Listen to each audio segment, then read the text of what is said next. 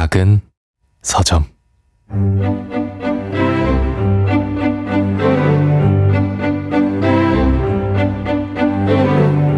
안녕하세요. 작은 서점에서 장강명의 인생책 코너를 맡고 있는 소설가 장강명입니다. 무더운 여름을 맞아 4주간 남량 특집을 마련하고 있는데요. 한국의 공포 소설가들이라는 주제로 4분을 차례대로 모시고 있습니다. 오늘은 그 마지막 시간으로 박소혜 작가님을 만나보겠습니다.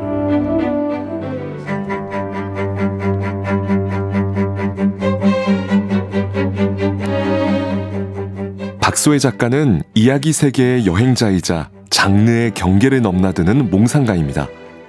호러, 미스터리, 역사, 로맨스, SF, 그리고 판타지까지 다양한 장르를 자신만의 감각으로 엮어내는 전방위 작가입니다. 2021년 제주도 형사 좌승주가 등장하는 미스터리 단편 꽃산담으로 한국추리작가협회 신인상을 수상하며 등단했으며 2023년 제주 4.3 사건을 다룬 사회파 미스터리 단편 해녀의 아들로 제17회 한국추리문학상 황금펜상을 수상했습니다. 20세기 미국을 대표하는 호러 미스터리 작가인 셜리 잭슨을 존경한다는 박소혜 작가는 한국의 셜리 잭슨이 되고 싶다는 꿈을 가지고 글을 씁니다. 네, 박소혜 작가님 반갑습니다. 안녕하세요. 오늘 저기 네. 제주도에서 올라오신 거죠? 마감 네. 일정 때문에 네. 네, 밤을 사실은 제가 새우고 왔습니다. 그래서 어쩔 수 없이 당일치기를 하게 됐네요. 저 웬만하면 안 하려고 하는데요. 네. 아, 당일치기면 오늘 이제 또 비행기로 네네. 오늘 내려가시나요? 아침 비행기로 와서 이제 이 녹음 끝나고 이따가 저녁 비행기로 또 내려가는 거죠. 그리고 녹음 앞뒤로 카페에서 계속 장편 마감하시는 거고요. 예. 그 장편 소설 이야기는 내일 2부에서 좀 자세히 여쭤볼게요. 네. 오늘은 이제 박 작가님의 인생책 이야기를 듣는 건데 저희가 게스트에게 인생책을 3권을 골라달라고 부탁을 드리고 그중에 한 권을 정해서 이야기를 나누죠. 저희가 3권을 골라달라고 부탁드렸더니 필리파 피어스의 한밤중 톰의 정원에서, 그리고 루이제 린저의 생의 한가운데, 마지막으로 페터회의 스밀라의 눈에 대한 감각을 골라주셨습니다. 맞아요. 저희는 스밀라의 눈에 대한 감각으로 이야기를 나누려고 하는데 다른 두 책에 대해서도 작가님 설명을 좀 들어볼게요. 한밤중 톰의 정원에서 어떤 책인가요? 필리파 피어스의 한밤중 통의 정원에서는요, 판타지 동화예요. 네. 근데 이제 제가 좋아하는 게 약간 개인적으로 이렇게 역사를 그런 우리 현재 사는 시대에 가져오는 그런 작품들을 좋아하는 편인데, 네. 이 한밤중 통의 정원에서는 현대에 살고 있는 톰이라는 소년이 네. 우연히 남동생 전염병에 걸리는 바람에 같이 병을 옮으면 안 되니까 엄마랑 아빠가 아이가 없는 이모네 집을 보내는 거예요. 근데 네. 거기는 더 시골이에요. 굉장히 그냥 외떨어진 그런 시골로 보내서, 그러니까 얘는 동생도 없고 아무 친구도 없는 낯선 시골 동네에 와서 이모랑 이모부랑 살아야 되는데 네. 이모랑 이모부는 애를 키워본 적이 없으니까 애들하고 재밌게 놀아줄 줄도 모르는 사람들이에요. 그냥 네. 이렇게 다정하고 친절하긴 한데 얼마나 심심하겠어요. 네. 근데 그 이모네 집에 갔는데 거기에 아주 신기하고 커다란 괴종시계가 있는 거예요. 네. 1층에.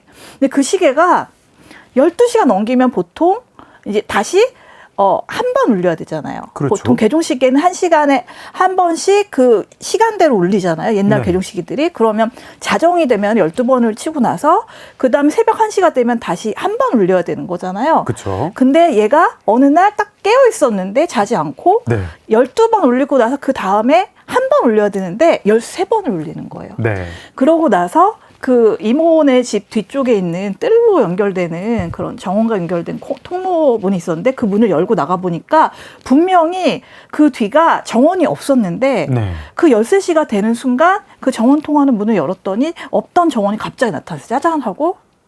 그게 알고 봤더니 몇십 년 전에 네. 과거의 그 타임슬립을 하게 되는 거예요. 13시를 치면은 한밤중마다 이 톰이라는 소녀는 몇십 년 전에 과거로 점프해서 그 세계로 가는데 투명한 유령처럼 변해가지고 그 세계 사람들을 막 구경하면서 섞여서 다니는데 그 세계 사람들이 아무도 톰을 볼 줄 몰라요. 근데 유일하게 그 집에 살고 있는 한 소녀가 네. 톰을 눈치채는 거예요. 아하. 여기까지만 하겠습니다. 네.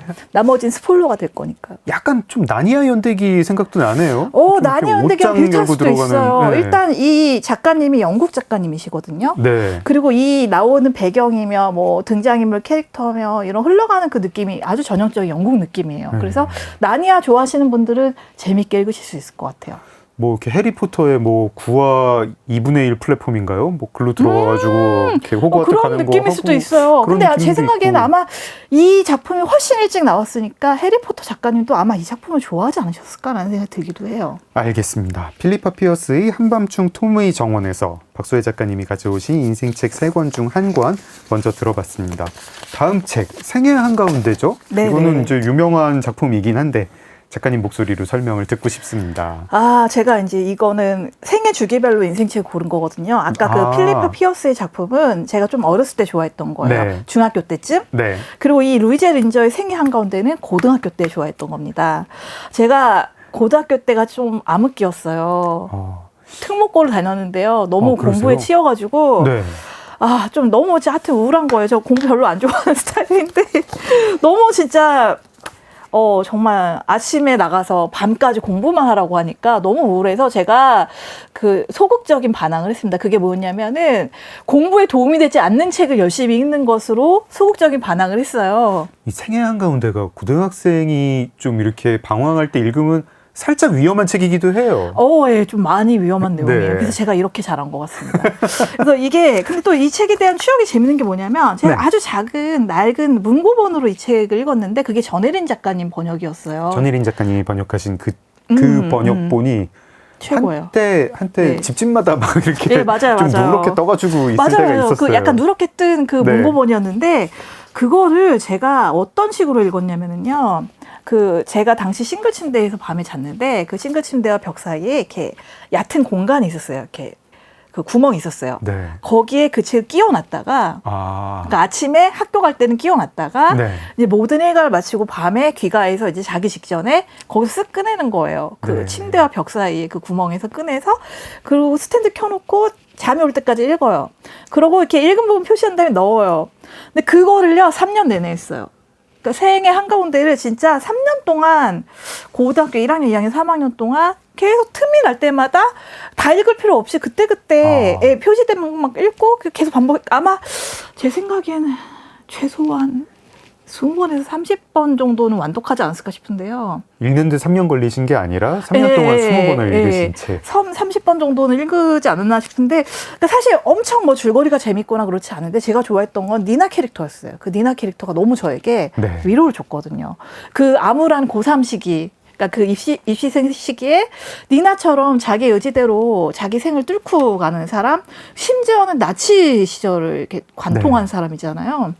그 나치 시대에 자기 양심대로 행동했다 감옥까지 갔다 온 그런 인물이고, 너무 그래서 그런 게 되게 멋있다는 생각도 들었고, 또 현실의 그런 찌질한 저와 반대되는 그런 부분도 있어서 뭔가 대리만족을 하면서, 그러니까 뭔가 교훈을 얻는다거나 무슨 훌륭한 문학이다 이게 아니라 그냥 스트레스 해소용으로 저는 읽었던 것 같아요. 한때 생애 한가운데가 진짜 젊은이들 필독서인 때가 있었는데 요즘 10대, 20대들은 이 책 어떻게 느끼는지 모르겠어요. 낯선 책인지 여전히 이제 유명한 책인지.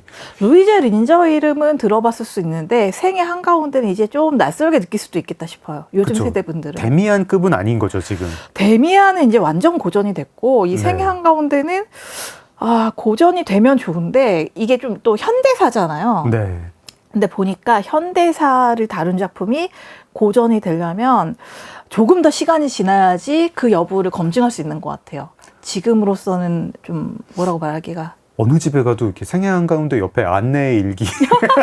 안내일기는 고전이 된 게 맞죠. 그런가요? 네네. 근데 생애 한가운데는 근데 그럼에도 불구하고 어쨌든 훌륭한 소설이 맞고요. 예, 저에게 많은 그런 감동을 준 소설이었습니다. 알겠습니다. 박소혜 네. 작가님의 인생책 3권 중 두 번째 책 생애 한가운데 소개 들어봤습니다. 이제 스밀라의 눈에 대한 감각, 오늘의 메인 디시입니다. 언제 어떻게 읽게 되신 책인가요? 이 스밀라가요. 네. 이 스밀라의 눈에 대한 감각을 읽어보셨죠? 장 네네. 작가님도. 이게 사실은 처음 출간된 시기가 덴마크에서 92년에 나왔어요. 저도 1990년대에 읽었을 거예요. 예, 지금 맞아요. 마음 산책 버전 맞아요. 아니라. 마음 산책 버전은요. 네. 2005년인가 2000년인가 나왔거든요. 그러니까 제가 알기로는 지금 출간 25주년 정도 됐다고 하는데 훨씬 그 전에 이전에 까치 출판사에서 나온 네. 눈에 대한 스밀라의 감각이라는 거꾸로 뒤집힌 제목으로 아. 그게 1996년에 나왔거든요. 까치에서 나올 때는 눈에 대한 스밀라의 네, 맞아요. 감각이었던 건가요? 그리고 상하권으로 분권돼서 나왔었어요. 상하권 분권돼 있었어요. 네네네. 네. 근데 저는 96년도에 그 책을 접했거든요. 그러니까 사실은 페터웨 작가님이 출간한 시기로부터 4년 후에 읽은 네. 거죠. 그러니까 사실 우리나라 현실에서 웬만한 베스트셀러 아니고서는 그 정도의 시간 격차는 상당히 세계적인 베스트셀러였다는 얘기라고 보거든요. 이게 그때만 해도 이제 출판사가 책 광고를 신문에 할 때인데 신문에 맞아요. 광고를 엄청 했었고 맞아요. 한국에 되게 일찍 들어온 그런 번역서들이 몇 개 있었어요. 베르나르 베르베르도 맞아요. 굉장히 프랑스에서 그렇게 유명하지 않을 때 한국에 엄청 홍보를 했었고 맞아요. 페터회도 그랬던 기억입니다. 그 96년이면은 작가님 이제 루이제 린저 더 안 읽으실 때였습니까? 예, 다시 고백을 하자면 네. 이 스밀라의 눈에 대한 감각은 제가 아까 생애 주기별로 인생책 골랐다고 했잖아요. 네. 대학교 때 읽은 책입니다. 아, 그래서 96년도가 정확하게 제가 대학교 2학년 때였어요. 아 그렇군요. 그래서 어떻게 보면은 스밀라가 번역이 빨리 된 것도 좀 운이 좋았고 또 제가 더 뭔가 세상에 때가 묻기 전에 이 책을 만났던 것도 어떻게 보면은 운이 좋았던 것 같아요. 이 책을 만약에 직장 생활하고 나서 30대 읽었으면은 또 달랐겠다라는 생각이 들기는 하거든요. 근데 완전 파릇파릇한 21살짜리가 읽었으니까 정말 그냥 무슨 스폰지처럼 쑥쑥 흡수했던 것 같아요. 저는 대학교 2학년 때 책은 안 읽고 알코올을 스펀지처럼 막 쑥쑥 흡수해가지고 그때 아니면 흡수 못하죠. 네. 네, 알코올 흡수가 괜찮죠. 96년이면은 제가 이제 대학교 2학년이 아니었기 때문에 이제 네네. 약간 또 글자도 좀 읽고 그때 군대 있었다 그래가지고 읽었던 것 같습니다. 저희 장강명의 인생책은 게스트가 인생책을 어떻게 읽고 어떤 영향을 받았는지 이야기하는 프로그램입니다. 그래서 소설의 경우에는 결말과 반전도 다 이야기합니다.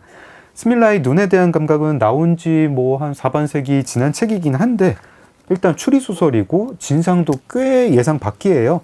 나는 이 진상을 직접 내 눈으로 확인하겠다 하시는 청취자분들은 오늘 방송은 건너뛰고 내일 2부를 먼저 들어주시면 될 것 같습니다. 그러면 본격적으로 책 얘기하기 전에 스밀라의 눈에 대한 감각에 대한 소개를 성우 목소리로 들어보겠습니다. 박소혜 작가의 인생책 스밀라의 눈에 대한 감각은 덴마크 작가 페터회의 작품입니다. 페터회는 1957년생으로 무용가, 배우, 펜싱 선수, 선원, 등반가로 다양하고 독특한 경력을 쌓은 뒤 작가가 되었습니다. 특유의 유머와 해박한 전문 지식을 작품에 녹여내는 것으로 유명한데요. 스밀라의 눈에 대한 감각은 1992년 덴마크어로 출간된 이래 33개국에 번역되면서 세계적인 반향을 불러일으켰고 1997년에는 동명의 제목으로 영화화되기도 했습니다. 크리스마스를 앞둔 어느 날 아파트 옥상에서 어린 소년이 추락사하는데요. 경찰은 단순한 실족사로 처리하지만 같은 건물에 사는 스밀라가 특유의 관찰력으로 사건을 풀어나가면서 이야기가 시작됩니다. 1993년 타임지 올해의 책으로 선정되기도 했으며 인간에 대한 깊은 이해와 성찰을 담고 있는 매력적인 소설입니다. 작은 서점 장강명의 인생책 박소혜 작가님과 함께하고 있습니다. 인생책으로 페터의 스밀라의 눈에 대한 감각 꼽아주셨는데요. 저희가 지금 성우 설명을 들었지만 작가님께서도 소개 한번 해주시겠어요? 줄거리가 어떻게 되죠? 네, 이 스밀라의 눈에 대한 감각은요. 네. 이 제목이 네. 첫 장면이라고 생각하시면 돼요. 첫 장면을 상징한 그런 문구라고나 할까요? 네. 스밀라가 어느 날 갑자기 이웃집 소년이 추락사했다는 얘기를 듣고 너무 놀라서 네. 장례식에 이제 가게 되죠. 네. 그 장례식을 참석한 후에 마음속에 뭔가 의문을 가지고, 왜냐하면 이 이사야라는 이웃집 소년하고 스밀라는 아주 특별한 관계였던 거예요. 네. 거의 데모 수준으로. 네. 그 율리아네라는 그 이사야의 엄마가 알코올 중독에 생활력이 좀 약한 엄마였어요. 네. 그러다 보니까 이 까칠한 독신 여인 스밀라가 대신 율리아네 대신 이 이사야를 이렇게 육아를 해준 적이 꽤 있었던 거죠. 그리고 네. 그 사이에는 유클리드 원론이라는 그 수학책이 두 사람 사이에 매개체가 돼서 네. 되게 친해진 거예요. 그 이사야라는 네. 소년과. 그러니까 이 스밀라 입장에서는 자기가 마음을 주고 정을 줬던 그 아이가 어느 날 갑자기 추락사를 하니까 왜 죽었는지가 이렇게 궁금해진 거죠. 그래서 다른 보통 사람들 같으면은 굳이 사건 현장 가지 않을 텐데 이 여자는 그 옥상으로 올라갑니다. 네. 아파트 옥상에서 추락을 했거든요. 스밀라랑 이사야는 같은 아파트에 살고 있었고요. 네. 그런데 또 하나 이 스밀라는요. 혼혈인이에요. 덴마크와 이누이트의 혼혈인이어서, 그러니까 이누이트라고 하면은 우리가 흔히 알고 있는 북극의 에스키모와 네. 비슷한 그런 종족이라고 생각하시면 돼요. 그린란드에 주로 살고 있는 민족이고요. 눈에 굉장히 박식하고 또 그 눈 속에서 뭐 물개를 잡고 고물 잡고 이러면서 살아가는 그런 민족이에요. 네. 근데 이 그린란드가 여러분이 아시다시피 덴마크 식민지잖아요. 네. 그러니까 이 스밀라는 덴마크인 의사와 그린란드인 엄마 사이의 혼혈인데 이 두 사람은 서로 추구하는 방향이 달랐기 때문에 결국 이혼해요. 네. 그러고 스밀라는 엄마 밑에서 자라다가 엄마가 갑자기 돌아가신 바람에 할 수 없이 덴마크의 도시의 아빠 집에서 이렇게 청소년기 이후에 어른까지 살게 되는데요. 네. 근데 이 스밀라가 이누이트어를 할 줄 아는 혼혈이기 때문에 이 이누이트 소년 이사야의 말을 이해할 수 있었고 둘은 이누이트어도 하고 그리고 이렇게 수학 유클리드 원론도 같이 공부하면서 친해졌었는데 이렇게 갑자기 친한 그 아꼈던 아이가 죽으니까 이 스밀라는 너무 뭔가 마음이 좋지가 않아서 사건 현장에 갔는데 거기에는 소복하게 눈이 쌓여 있었는데 이사야의 발자국이 고스란히 남아 있었어요. 네. 그리고 스밀라는 그 발자국으로 연구를 하죠. 스밀라는 눈을 굉장히 좋아하고 눈에 대해서 박식해요. 네. 이누이트 출신이기도 이누이트 하고. 출신이니까. 그러니까 그 빙하합자이기도 눈을 하고. 연구했는데 이 스밀라의 결론은 이건 거예요. 절대 이사야가 스스로 뛰어내린 게 아니다. 누군가가 뒤에서 이사야를 위협을 해서 그 사람을 피하려다가 이사야가 추락하게 된 거다. 네. 그러니까 이거는 사실 살인이다라고 네. 스밀라는 단정하게 되는 거예요. 그러니까 한마디로 스밀라의 눈에 대한 감각으로 인해서 살인 사건이 시작이 되는 겁니다. 네. 그러니까 언뜻 어린 소년의 사고사처럼 보이지만 그게 알고 봤더니 살인이었고 그 살인을 풀어나가다 보니까 그 뒤에 더 거대한 악이 도사리고 있다는 거를 알게 되는 그런 내용이에요. 나중에는 약간 이렇게 좀 SF 비스무리하게 맞아요, 되더라고요. 맞아요. 이렇게 그 음모가 하도 커가지고 맞아요. 저는 살짝 뒤에는 약간 진상을 깨달은 다음에는 조금 이렇게 약간 이런 생각도 조금 들었었는데, 근데 작가님께 이 책이 인생책, 그냥 인생책이 아니라 나도 소설을 써보고 싶다, 이런 소설을 쓰고 싶다, 이런 마음을 불러일으킨 책이라고요? 네, 그게 이제 계기가 있었는데요. 사실 네. 제가 어려서부터 저널리스트나 작가가 되고 싶은 마음이 있었는데, 네. 근데 이제 대학교 때까지만 해도 제 안에는 어떤 벽 같은 게 있었던 거예요. 미처 깨지 못한 틀이라고나 할까요? 그게 뭐였냐면은, 그래도 문학이라고 하면 순소설이 최고가 아닐까?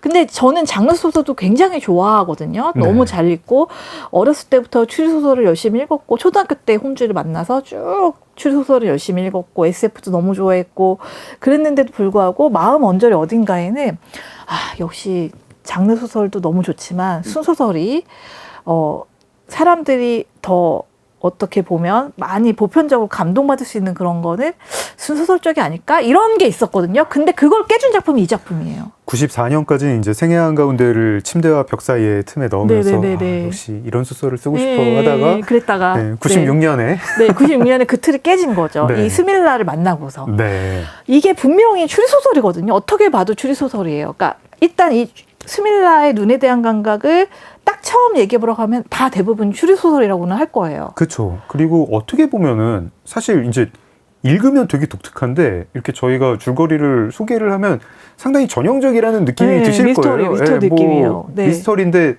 그냥 원빈이 아저씨에서 그 전당포 예, 하다가 맞아요, 뭐 맞아요. 이렇게 친한 그거예요. 뭐 소녀 때문에 뭐 이렇게 뭐 전사로 거듭나고 이거랑 똑같잖아요. 네, 맞아요. 그리고 주인공이 초능력도 있어. 약간 좀 현실적인 초능력인데 눈을 보면은 되게 그쵸. 이렇게 독특한 감각이 있어가지고 수사기관을 알지 못하는 그런 정황 같은 거를 볼 수 그쵸, 있고 그쵸. 되게 전형적으로 가서 이제 좀 미심쩍은 조력자도 있고 맞아요, 맞아요. 썸도 타고 그러니까 홈즈가 있잖아요. 네. 홈즈라고 한다면 스밀라를 왓슨이 있죠. 왓슨이 수리공. 있죠. 네, 수리공. 네, 수리공. 네. 근데 여기 왓슨하고는 연애를 하죠. 원래 탐정하고 조수가 연애하는 건 반칙 아닌가요? 근데 좀 네. 이렇게 좀 썸 타기 좋게 그 수리공이 좀 매력적이더라고요. 왓슨은 좀 약간 이렇게 좀 바보미가 있잖아요. 아, 이 수리공은 좀 약간 비밀스러우면서 또 잘해. 네. 맞아요. 그리고 그 뭐지? 그게 있죠. 뭐 백치미가 좀 있잖아요. 백치미도 있고 네. 뭐 은근히 또 쓸모도 있고. 저는 약간 내성적이고 수줍은 남성분이 좀 매력적이라고 생각해요. 왜냐하면 그런 사람들은 꼭 교제를 해보면은 네. 그 뒤에 숨겨진 장점들이 있어요. 근데 이게 막 엄청 시식하고 적극적인 남성이 가지고 있는 장점은요, 이상하게 파묻혀요. 그냥 그 사람 자체가 워낙에 이렇게 외향적이다 보니까 그 장점이 뭔가 당연히 묻어가야 되는 것 같은 느낌이거든요. 네. 근데 막 수줍고 쭈삣쭈삣하고 조용조용하고 이렇게 참하고 이런 남성분들이 뭔가 장점을 가지고 있으면 그건 되게 더 부각이 되더라고요. 저는 그 여성분들이 나는 너드 같은 남자가 좋다, 뭐 수줍은 남자가 좋다, 뭐 오타쿠 같은 남자가 좋다 해가지고 그런 남자가 누구예요 하고 이렇게 사진을 보면 결국은 다 잘생긴 남자가 잘생겼는데 뭐 체크무늬 옷을 입고 있든다든가 뭐 잘생겼는데 애니메이션을 좋아한다든가 뭐 이렇더라. 옷걸이가 중요하기는 하죠. 네. 근데 이제 어쨌든 스밀라에 나오는 그 수리공의 외모 묘사를 보면 상당히 매력적이기는 해요. 네. 그러니까 막 엄청 꽃미남이거나 이런 건 아닌데 굉장히 덩치가 크고 피부가 좋고 그리고 부드럽고 친절한 남자로 나오죠. 저희가 스밀라의 눈에 대한 감각이 어떻게 봐도 추리소설이고 줄거리를 요약하면 다들 좀 전형적인 추리소설 아니야 라고 얘기할 것 같은데 읽어보면 안 그렇단 말이죠. 그렇죠. 추리소설 말고 또 어떤 면모가 있습니까? 이 작품은? 우선 1번은 추리소설이 맞는데요. 네. 1.5번을 이야기하자면 문장을 네. 보셔야 됩니다. 문장이 너무 훌륭해요. 예. 그러니까 웬만한 순문학을 뺨치는 네. 굉장히 훌륭한 문장을 구사하고 계시고요. 내가 문학이 뭔지 모르겠지만 이걸 읽다 보면 문학적인데? 이런 느낌이 드는 네, 그런 저도 사실 작품이죠. 아직 잘 모르겠어요. 예, 그냥 저는 이야기꾼이라고 생각하지 제가 막 이렇게 대단한 문학가인지도 모르겠고 그런데 이야기를 잘 쓰고 싶긴 하거든요. 근데 이 페터웨 작가님은요. 좋은 문장가이기도 하지만 이야기꾼이기도 하세요. 이야기를 굉장히 잘 전개하시거든요. 네. 그게 1.5번이라면 2번이 또 있습니다. 네. 2번은 뭐냐면 이 소설은요. 스밀라와 수리공의 로맨스를 다룬 연애 소설이기도 하다는 거예요. 추리소설의 외피를 둘렀지만 연애소설이기도 하다. 네, 근데 그거 아세요? 원래 좀 약간 고지식하게 따지자면은 추리소설의 몇 대 법칙, 반다인의 무슨 법칙, 무슨 법칙 이런 거 있잖아요. 그 이상한 거기에 법칙이잖아요. 뭐 보면은 중국인이 등장하면 안 된다. 로맨스를 아예 등장시키면 안 된다라는 법칙도 있어요. 그러니까 사실 그렇게 따지면은 이 네. 스밀라의 눈에 대한 감각은 추리소설의 법칙을 어긴 거일 수도 있어요. 왜냐하면 주인공 탐정이 로맨스를 벌였다가 나중에 그 애인이 범인일 수도 있잖아요. 네. 그럼 그런 걸 되게 싫어하신단 말이에요. 그 추리소설의 그 법칙을 만드신 그런 우리 시조새분들이 되게 안 좋게 생각을 하시더라고요. 나중에 미국 하드보일드 소설 보면 다 이렇게 처음에 썸 타던 여인이 범인이더라고요. 그러니까요. 그래서 근데 이제 어쨌든 로맨스 소설이기도 한데 그 로맨스가요. 막 이렇게 가볍게 무슨 양념이나 조미료 정도로 한 추리소설들 많거든요. 근데 여기서는 상당히 플롯에 밀접하게 얽히고 설켜 있어요. 로맨스가. 나중에 그 수리공의 운명도 네네. 좀 약간 가슴 점여요. 맞아요. 살짝. 네네네. 그게 2번이고요. 네. 그 3번은요. 그린란드의 이누이트 그 민족들의 문제를 다룬 인류학적인 보고서 같은 느낌도 들어요. 왜냐하면 이 이사야가 이누이트고 죽은 이사야가 그리고 스밀라도 이누이트인가 덴마크인의 혼혈이다 보니까 이누이트 문제가 굉장히 많이 나와요. 네. 그러니까 그린란드에서 이누이트 문제가 뭐냐면 덴마크가 땅을 뺏고 그 이누이트인들을 원래 살던 곳에서 쫓아내잖아요. 네. 그리고 준 게 그 사람들의 원래 성질과는 맞지 않은 아파트를 이제 임대 아파트를 주고 네. 그리고 이제 대충 입에 풀칠만 할 정도의 연금만 줘요. 저희가 딱 떠올리는 거는 미국에서 그 원주민의 맞아. 미국 원주민에 정책 대한 같은. 대우가 비슷하죠. 네. 그 백인 제국주의자들이 거의 하는 게 비슷비슷한 것 같아요. 음. 그래서 이제 그러다 보니까 이누이트인들이 원래 자기가 살던 마을에서 원래대로 살았으면은 굉장히 바쁘고 활기차게 잘 먹고 잘 살았을 텐데 네. 다 쫓아내고 갑자기 이렇게 임대 아파트에 살려고 하고 이 사람들은 이런 도시 문명에서는 할 줄 아는 일이 없어요. 네. 자동차 운전도 무서워하고 은행에 가는 것도 무서워해요. 병원에 가서 서류 하나 처리하는 것도 어려운 사람들이에요. 그 사람들은 그 얼음 위에서 물개를 잡고 곰을 잡고 그 껍질을 벗기고 고기를 손질해가지고 말리고 이런 게 이분들에게는 더 생활을 잘할 수 있는 그런 방편인데 그걸 다 수단을 앗아가고 그냥 좁은 아파트에서 살려고 하고 연금을 주고 그리고 우리는 얘네들을 선진화시켰다고 착각을 하는 거예요. 네. 스밀라는 거기에 대한 그런 반발로 자동차도 싫어하고 문명을 되게 싫어해요. 도시 네. 사는데도 불구하고. 그래서 그런 부분들이 상당히 인상적이라는 거죠. 보통 네. 추리소설은요, 퍼즐을 전개하기가 바빠가지고 그런 자세한 그런 사회적인 그런 요소들을 다루지 않은 경우도 많거든요. 네. 근데 이렇게 이런 이누이트 문제를 다뤘다는 면에서 이 스밀라의 눈에 대한 감각은 사회파 추리소설로 읽히기도 해요. 저희가 1990년대에 이 책을 읽을 때 좀 그런 면이 충격으로 다가왔어요. 그러니까 뭐 지금도 그렇지만 이제 1990년대 요네스베 뭐 이런 맞아요. 소설들이 소개가 안 됐을 때라 가지고 사실상 덴마크가 어떤 나라인지도 잘 몰랐거든요. 모르던 때죠. 네, 잘 네. 모르고 뭐 덴마크 소설가 중에 아는 사람 아무도 없고 네. 덴마크 사회 패터미가 거의 어떤지도 처음일걸요? 그렇죠. 진짜? 네. 그래가지고 읽었는데 네. 그렇게 별로 동화 같은 나라 아니더라. 되게 맞아요. 우울하고 맞아요. 이제 뭐 아까 문체 얘기도 하셨는데 문체도 읽다 보면 괜히 슬퍼져요. 네, 괜히 네. 슬퍼지고 막막하고 북유럽 쪽이 네. 정서가 전반적으로 좀 우울미가 있는 것 같아요. 햇빛을 못 받아가지고 네, 그런 것 같아요. 맞아요. 그래서 정말. 그 북유럽 쪽에서는요, 정신과 의사가 정말 처방전 중에 하나가 동남아 여행 가는 게 처방전이래요. 햇빛 쐬고 오라고. 그래서 살기 위해서 가는 거래요. 그분들이 동남아나 이렇게 햇빛 이렇게 많은 나라로 여름 휴가를 많이 가잖아요. 그게 네. 정말 생존 문제라고 하더라고요. 이 스밀라의 눈에 대한 감각을 읽으면 진짜 북구에 있는 것 같아요. 이상하게 맞아요. 우울하고 뭐 깜깜한 건 아닌데 좀 처지는 그런 느낌이 있는데 맞아요. 그런 어떤 독특한 분위기 그리고 그 사이파 미스터리로서의 무게감 이런 게 있어가지고 굉장히 90년대에는 인상적으로 다가왔습니다. 근데 맞아요. 작가님 이 스밀라의 눈에 대한 감각이 작가님의 그 황금펜상 수상작인 해녀의 아들이랑 전개 방식이 비슷하다 하셨는데 저도 좀 그렇게 느꼈거든요. 아, 그러세요? 네, 아, 네. 근데 과거- 오해하지 마셔야 돼요. 제가 감히 페터웨 작가님한테 어떻게 비벼보겠다는 게 전혀 아니고요.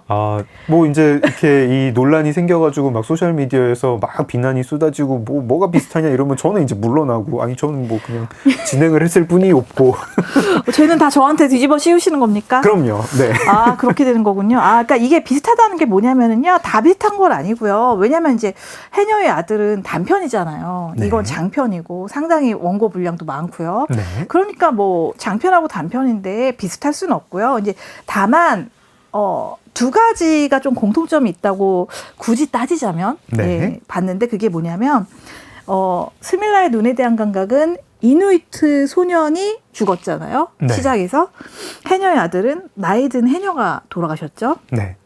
그러니까 사회적 약자라고 볼 수 있는 사람들이 죽으면서 시작이 되는데 처음에는 사고사인 줄 알았는데 알고 보니까 살인이더라. 이거는 비슷한 것 해녀의 같아요. 아들도 네. 이제 해녀가 안에 이렇게 물질을 하다가 거기서 네네. 이제 실수로 익사를 한 줄 알았는데 알고 보니 아닌 것 같은. 예. 그리고 이제 경찰들은 다 그냥 이거 사고사라고 생각을 했는데 알고 그렇죠. 보니 그런 아니었죠. 부분이 이제 첫 번째 공통점이고요. 두 네. 번째가 뭐냐면은 작은 사건으로 시작해서 그 사건을 계기로 보다 더 큰 사건으로 들어가게 된다는 거죠. 그러니까 네. 이를테면은 우리 옷가게 앞에 그 옷가게 딱 그 현관 앞에 미끼 상품 걸어놓잖아요. 네. 약간 그런 느낌으로 보시면 될 것 같아요. 독자를 더 큰 사건으로 몰입하게 하기 위한 작은 사건 네. 그런 부분이 좀 비슷하다고 느꼈어요. 이게 잘 쓴 추리 소설은 다 좀 그런 것 같아요. 사소하게 시작을 해가지고 뭐 고양이를 잃어버린 걸 찾아달라 뭐 이런 식으로 했는데 하다 보니까 나중에 맞아. 거대한 음모와 마주치게 네, 되는. 맞아요. 근데 대부분 독자님들이 그런 식으로 약간 작게 시작했다가 이게 막 더 커지면서 뭔가 웅장해지는 그거에서 좀 약간 쾌감을 좀 느끼시는 것 같기도 하더라고요. 근데 저는 이제 사실 뭐 그걸 막 엄청나게 의도하고 쓴 건 아니었는데 원래 이제 시놉시스 쓴 대로 그냥 쓴 것뿐이긴 하지만 그런 생각은 좀 들었어요. 그러니까 그게 있었어요. 4.3을 다룬 소설이라고 해서 막 진짜 첫 장면부터 4.3스럽게 딱 그런 사건을 처음부터 지나치게 이렇게 해버리면은 이게 뒤로 갈수록 더 못 커지잖아요. 네. 이미 큰 걸 앞에서 때려버렸으니까. 네. 그래서 그렇게 봤을 때는 오히려 묵직한 한 방은 뒤에 남겨놓고 앞에는 약간 좀 작은 걸로 시작을 해서 이렇게 독자를 살짝 방심도 하게 하고 근데 뭔가 있는 것 같은데 하면서 관심도 갖게 하고 네. 그런 역할을 할 수 있다고 봤거든요. 저는 그런 전개 방식 되게 좋아요. 그러니까 네네네. 좀 시작부터 막 요 대하 사극 뭐 네. 60주년, 뭐 80주년, 네네네. 뭐 광복 80주년 이렇게 하면은 약간 아유 그쵸 그 80주년 되게 중요하죠 하면서 약간 근데 오늘은 피곤하니까 좀 이렇게 추리 소설 좀 보고 싶은데 오늘은 뭐 그냥 뭐 딴 거 보고 싶은데 이런 마음이 맞아요. 먼저 들거든요. 네. 맞아요. 북구 배경인 추리 소설인데 여성 캐릭터가 굉장히 강렬한 캐릭터가 나온다라고 하면은 지금은 뭐 밀레니엄 시리즈 떠올리실 분이 그렇죠, 조금 계실 텐데 이것도 밀레니엄 시리즈 나오기 전에는 단연 스밀라의 눈에 대한 감각의 스밀라였습니다. 아시다시피 밀레니엄은 그 세기 말에 나왔잖아요. 그렇죠. 네네. 근데 반면 스밀라는 92년이잖아요. 네. 훨씬 앞섰죠. 선구자적인 그런 소설이라고 볼 수 있죠. 아니 뭐 한 몇 년 앞섰네요. 뭐 아, 8년? 선구자라고까지는 아닌가요? 뭐 군대 선배 4번 갔다 정도? 오면 되네요. 네, 선배 정도는 되겠네요. 그러니까 사실 저는 스밀라가 여성 서사인 점도 너무 좋았거든요. 네. 제가 처음으로 이 작품을 접했을 때가 어린 대학생 시절이었기 때문에 네.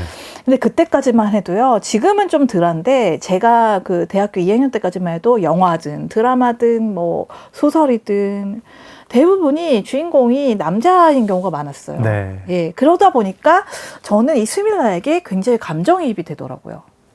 그 스밀라의 매력이 진짜 많았어요. 저에게는. 어떤 매력이 제일 끌렸습니까? 저도 스밀라의 매력 몇 가지 네네네. 얘기하고 싶은데. 우선 강인한 정신력. 강인한 정신력. 네. 진짜. 근데 그게 웬만한 남자를 진짜 오히려 남자 이상과는 그쵸. 예, 굉장히 강한 정신력인데 이게 단지 엄마가 이누이트여서 그런 게 아니라 제가 보기에는 그 이누이트 세계와 문명 세계에서 균형을 잡고 살려다 보니까 자기를 지키기 위해서 그렇게 강해진 게 아닐까라는 생각이 들더라고요. 네. 예를 들어서 아빠 모리츠가 정말 잘 나가는 부유한 의사인데 이 아빠는 문명을 대표하는 캐릭터로 나와요. 네. 그리고 스밀라를 자기의 세계로 끌어들이려고 계속 유혹하거든요. 근데 이 네. 스밀라는 꿋꿋하게 가난하게 임대 아파트에서 살면서 아버지한테 경제적인 원조를 받지 않으므로 자기의 품위를 지키거든요. 아빠는 자꾸 자기가 뭐 다 해줄 테니까 뭐 돈도 다 있는 대로 다 줄 테니까 제발 달러로 좀 해달라고 하는데 네. 스밀라는 아빠를 팽하고 가난하게 임대 아파트에서 꿋꿋하게 삽니다. 네. 예, 그 대단한 인간이죠. 네. 그리고 두 번째가요 뭐냐면 스밀라가 덴마크와 이누이트의 혼혈이다 보니까 이 인물 자체가 하이브리드적인 특성이 있어요. 두 혼성. 세계를 좀 네. 오가는 인물이고. 네네네. 근데 이게 단지 덴마크와 이누이트 이 혼혈만 있는 게 아니고 여러 가지가 있는데요. 여성성과 남성성이 동시에 있는 인물이기도 해요. 네. 그러니까 수리공하고 사랑을 나눌 때는 여성적인데 수학을 좋아하고 눈에 대해서 냉철하게 분석하고 네. 그 분석을 토대로 탐정이 되어서 사건을 막 파헤치는 모습은 상당히 남성적인 그런 모습입니다. 진취적이고. 되게 고독한 남자 탐정 맞아요. 성격이 네, 굉장히 많이 네, 들어가 있어요. 진짜 네. 그래요. 그리고 감성과 이성. 그러니까 이사야의 그런 죽음에 마음 아파하는 거에서는 감성이 보이는데 네. 그 이사야의 죽음을 어떻게든 내가 해결하고 말겠다라고 이렇게 나설 때에는 네. 냉철한 이성이 돋보이고요. 그 열정과 냉정. 이 사건을 어떻게든 해결하겠다는 데서는 열정이 보인다고 한다면 그 사건을 분석하는 그 머리 회전되는 그런 자기 의견을 막 냉소적으로 펼쳐나가고 이런 거는 굉장히 냉정하죠. 네. 그리고 또 이사야에 대한 동정과 또 이사야를 죽인 그 세력에 대한 분노도 네. 대치되는 면이고요. 그러니까 지금 보면은 이 스밀라는 두 개의 다른 세계가 혼합된 그런 하이브리드적인 인물이라고 보시면 될 것 같고요. 그리고 세 네. 번째가 수리공하고 연애할 때만큼은 사랑스러운 여인이 됩니다. 예. 수리공이 절대 마초적인 인물이 아니고 오히려 네. 겁도 많고 겉으로 보면 소심한 인물인데 그 인물 앞에서만 굉장히 솔직해지고 약해지고 심지어는 울기까지 해요. 네. 그러니까 그런 면이 또 매력이기도 해요. 원래 어떤 캐릭터가 되게 강해 보이는데 어딘가 이렇게 허점이 있거나 구멍이 있으면 그게 또 매력이잖아, 인간적인. 네. 그게 또 이렇게 스밀라의 인간적인 매력이고, 그리고 제가 네 번째는요, MBTI를 생각을 해봤는데 요즘 유행인 스밀라는요, 네. INTJ가 아닐까 싶습니다. I예요. 아무리 봐도 I인 것 I이고 같고, 예, J이고 고독하고 J죠. 그리고 T예요. 근데 그쵸, 공감을 이성적이고. 하기 때문에 N이기도 해요. 아. 그리고 수리공은 제가 개인적으로 생각해봤는데 INFP가 아닐까 싶어요. 수리공 좀 계획대로 잘 못 사는 사람이죠. 네, 수리공은 J 쪽은 아닌 것 같고 F랑 P인 것 같거든요. 아, 제가 FP라서 압니다. 그래서 제 생각에는 그렇게 생각하거든요. 스밀라는 INTJ이고 수리공은 INFP가 아닐까. INTJ와 INFP의 사랑은 별론가요? 이렇게 약간 좀 이렇게 소설 결말에 따르면 뭐 그렇게 아주 아름답지는 않은 좀 슬프네요. 아, 네, 알겠습니다. 알겠습니다. 저는 스밀라가 몸이 되게 강인한 여성이었던 게 그때 굉장히 이제 약간 막 싸움을 겁내지 않고, 그러니까 정신도 강인하지만 육체적으로도 되게 강인하잖아요. 그게 되게 당시에 20대 읽을 때는 좀 놀라웠어요. 그러니까 그때도 뭐 이렇게 추리물에서 뭐 남성, 여성 이렇게 2인조가 있으면 약간 남자가 몸 쓰는 역할, 뭐 여성이 머리 쓰는 역할, 뭐 이랬던 기억인데. 맞아요. 보통은 여자가 머리를 쓰는 경우가 많죠. 네, 뭐 그런 식으로 뭐 분업을 하다가 뭐 끝에 액션은 뭐 이렇게 네, 남성 맞아요, 쪽이 맞아요. 뭐 이렇게 책임을 진다든가. 이렇게 막 이렇게 역할을 분할시키죠, 작가님들이. 네. 나눠서 뭐 어느 캐릭터는 뭐를 담당하고 어느 캐릭터는 네. 뭘 이런 식으로 하시죠, 보통은. 스밀라는 별로 그런 거 분할 안 되고 그냥 스밀라가 다 하더라고요. 네네. 네. 추리도 하고 그 싸움도 수리공은 하고. 일반적인 탐정 소설의 여자친구 역할을 하죠. 그렇죠. 네. 네. 몸은 이렇게 기골이 장대한 남자이지만 여자친구 역할, 백치미도 있고. 가끔 근데 뭐 이렇게 다정하고. 쓸모 있는 뭐 이렇게 네네네. 이쯤에서 노래 한 곡 들을까요? 스밀라가 덴마크 소설이잖아요. 네. 덴마크가 이제 북부 쪽인데 네. 이 유럽 대륙에서 가장 외진 곳에 있는 아이슬란드 아세요? 네. 아이슬란드에서 온 노래를 들려드릴게요. 저희는 그린란드가 주로 나오는 책인데 아, 네네네. 사람들이 많이 착각하죠. 그린란드 이름 때문에 뭔가 푸르를 것 같지만 거긴 얼음투성이고 네, 아이슬란드가 거기- 좀 푸르르죠. 네, 오히려 아이슬란드가 풀이 더 많죠. 네. 왜 이름을 그렇게 거꾸로 지었을까요? 뭐 바이킹들이 서로 헷갈리게 하려고 자기들이 그럼. 좋아하는 곳은 아이슬란드라고 불러가지고 그렇구나. 사람들이 못 오게 못 오게 하고. 하려고 뭐 그리고 그랬다는 얘기를 별로인 땅은 그린란드로 지어가지고 그린란드라고. 거기로 다 가게 하려고. 뭐 머리 그렇다고 좋다. 들었는데 바이킹들 머리 좋네요. 아이슬란드 뮤지션을 추천을 해주실 건가요? 네네. 그 유명한 뷰요크의 그 뉴 월드라는 노래인데요. 네. 이렇게 목소리 기운이라고 할까요? 그러니까 그 작은 몸집이 오케스트라를 그냥 압도하더라고요. 이 노래가 반주가 오케스트라예요. 근데 네. 그 오케스트라 반주에 이 뷰욕의 목소리가 전혀 밀리지 않아요. 알겠습니다. 뷰욕의 뉴월드 듣겠습니다. 작은 서점 장강명의 인생책 박소혜 작가님과 함께하고 있습니다. 네. 저 몰랐는데 스밀라의 눈에 대한 감각 영화도 있더라고요. 작가님 혹시 맞아요. 보셨나요? 97년도에 나왔었고요. 저는 네. 스밀라의 팬이었기 때문에 네. 해터의 작가님과 스밀라 소설책 팬이었기 때문에 개봉하자마자 극장에서 봤죠. 저 개인적으로 말씀드리면 이 소설 원작과 영화가 있을 때 네. 소설 원작보다 영화가 더 뛰어난 경우는 사실 쉽지는 않은 것 같아요. 없지는 않은데 네네네. 뭐 저는 뭐 이렇게 막 뭐든지 소설이 낫다, 원작이 낫다 이런 주의는 아니거든요. 가끔 네네네. 영화가 원작보다 나은 영화도 있더라고요. 맞아요. 네. 조제 호랑이 그리고 물고기도. 저 조제 호랑이 얘기하려고 그랬는데 저는 조제는요 네. 소설보다 오히려 영화를 극장에서 봤을 때 울었거든요. 네. 그때 친구랑 같이 보러 갔는데 제가 대성통곡을 해서 그 친구가 창피해가지고 저를 피해서 나갔어요. 제가 너무 심하게 울어가지고 그때 뭐 제가 실언을 했었나 왜 그랬나 모르겠어요. 저도 좀 약간 이렇게 울컥하면서 봤었는데 영화 네네네. 되게 좋아하거든요. 그리고 그 찌마부키 사토시인가?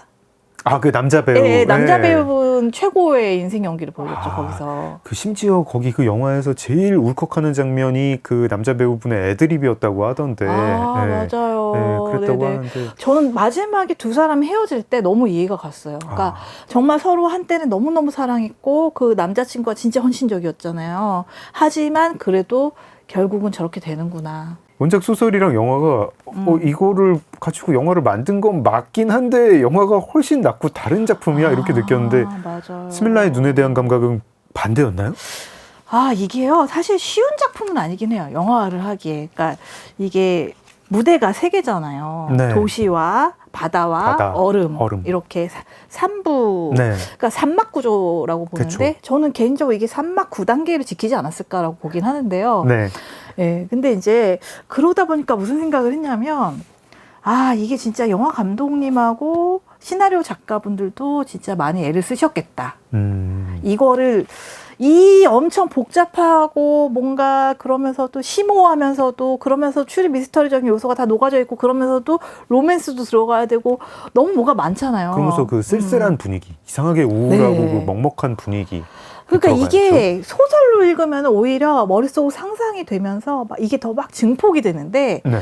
영화는 그걸 너무 딱 비주얼적으로 한 장면으로 보여줘 버리니까 그 한 장면이 충분히 담아내지 않으면은 감동이 오히려 약해지는 거예요. 대부분의 영화들이 그 원작의 상상력보다 못 미치는 그런 비주얼을 보여줄 경우에 혹은 그런 대사라든지 그런 연기를 보여줄 경우에 소설 팬들이 좀 실망하는 경우가 많죠. 그래서 영화는 좀 실망스러웠다. 아, 그렇게까지는 아니고요. 저는 팬이니까 너무 즐겁게 봤는데요. 네. 다만 이제 좀 아쉬웠었던 게 이 스밀라가 혼혈이잖아요. 네. 그래서 이제 남자 배우 캐스팅까지는 이해가 갔는데 여성 가브리엘 번. 배우가 네. 예, 좀 조금 더 그런 동양적인 느낌이 있는 배우분은 캐스팅을 했으면 좋지 않을까라는 아쉬움이 살짝 있긴 했습니다. 아, 주연 배우가 누구였나요? 주연 배우가 기억은 잘 안 나는데 그 가을의 전설 주인공 분이셨어요. 줄리아 오먼드. 맞아요. 그 즈음에 굉장히 이렇게 각광을 예, 그 받는 즈음에 배우였는데. 커리어 정점이긴 했죠. 네. 근데 이제 나이 연배는 맞았어요. 왜냐하면 스밀라가 38살에 까칠한 노처녀잖아요. 네. 그러니까 지금 요즘 기준으로 보면 노처녀도 아닌데, 노처녀도 아니고 예, 그냥 뭐, 싱글녀 정도. 네네. 예.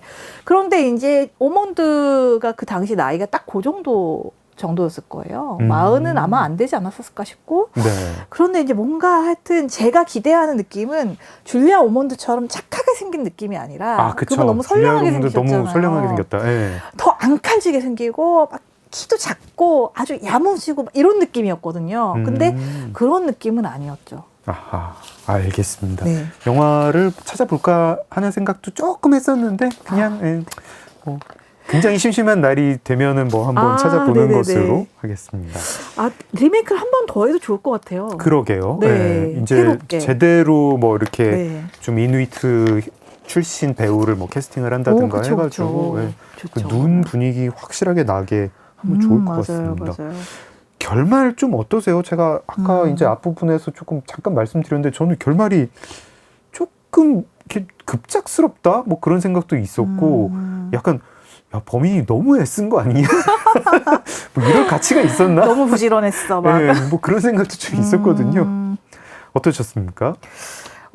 저는 그 퇴어크라는 사람의 그러니까 네. 저희 빌런하고 스포일러 인정사정 없이 까발린다고 아까 얘기하셔서 말씀드리는데 네. 이 소설의 빌런이 퇴어크잖아요. 네. 근데 이 퇴어크라는 사람의 어린 시절을 이렇게 설명한 부분을 읽고 나면 좀 이해가 가긴 하는 것 같아요. 그 사람이 너무 불행한 어린 시절을 보냈잖아요. 네. 그러니까 인간에 대한 불신이 아주 강할 것 같거든요. 네. 그러니까 이게 막 내가 공을 들여야지, 애를 써야지 이런 기분으로 막 숨기고 감추고 이게 아니라 그냥 이 사람 본성 자체가 네. 막 이렇게 투명하게 밝히고 이런 타입이 아닌 거, 음침한 인간인 거예요. 네. 그리고 또 하나는 이게 또 뭐 이렇게 작가마다 독자마다 의견이 다를 수가 있는데. 저는요 반전에 집착하는 거는 나는 귀신을 봐요 그 영화 뭐죠? 식스센스. 네. 네. 식스센스 이후로는 이제 반전에 대한 집착 이제 그만했으면 좋겠어요. 아하.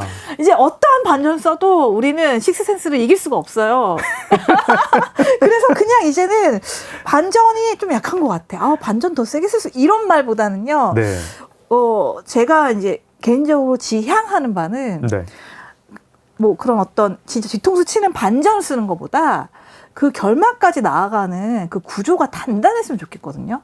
저도 좀 비슷한 생각이에요. 네, 네. 그게 이제 이 소설 장르를 그래가지고 추리 소설이라고 안 부르고 그냥 범죄 소설이라고 개인적으로 부르고 있어요. 자꾸 추리에 너무 집착하다가 더 큰 걸 잃게 되는 거 아닌가 그런 생각이 그리고 있었어요. 반전에 지나치게 집착을 하게 되면, 그러니까 네. 트릭하고 반전에 너무 집착하게 되면요, 이 추리 소설이 일종의 그냥 퍼즐 게임처럼 되어버려서 독자들이 그 퍼즐을 한 번 읽고 다 그 결말을 알게 됐을 때, 그리고 방법을 알고 결말을 알게 됐을 때 재독, 삼독을 하고 싶은 마음이 없어져 버리거든요.